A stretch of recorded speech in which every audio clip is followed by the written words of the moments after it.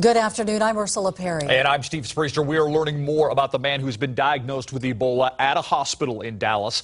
The first case to ever be diagnosed in the United States. That patient identified by a family member as Thomas Duncan. He went to Texas Presbyterian Hospital on Friday.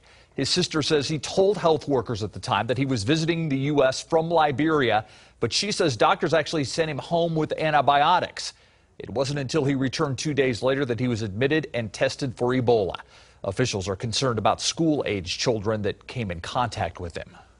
We've already informed our staff. We'll be obviously notifying our parents.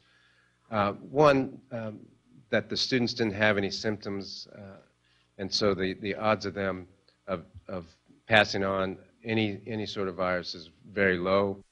Miles says additional health officials are being brought into Dallas schools to keep an eye on students and staff. Even though officials say the man is isolated, he is the only one diagnosed. There is a concern about the possibility of a breakout. Eileen Gonzalez spoke with the local infectious disease expert about Ebola, the risks, and how to prevent it.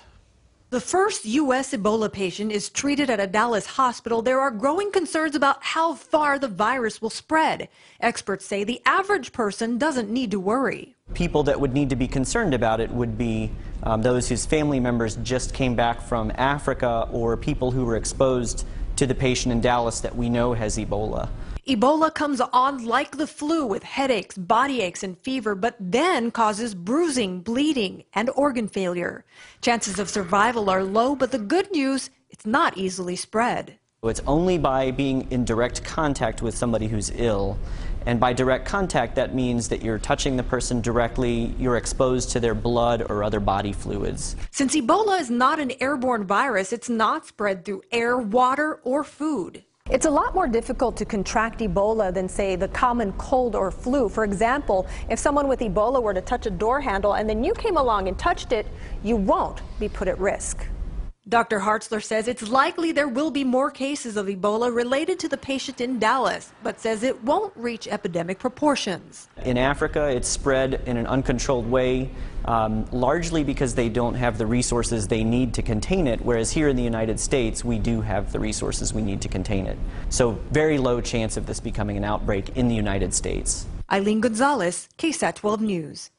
So what if a case were to show up in San Antonio? Would our local hospitals be ready? We're working closely with our public health authorities and with the Southwest Texas Regional Advisory Council, our community organizations that help to make sure that everybody's prepared for emerging infections. From the hospital standpoint, we want to make sure that we cover every area from where we might encounter a patient to the things that need to occur during the patient's stay to make sure it's being done safely for providers and other patients. Dr. Bowling says in addition to checking symptoms of a patient, they would need to check that patient's travel history to see if they've been to a part of the world affected by the Ebola outbreak.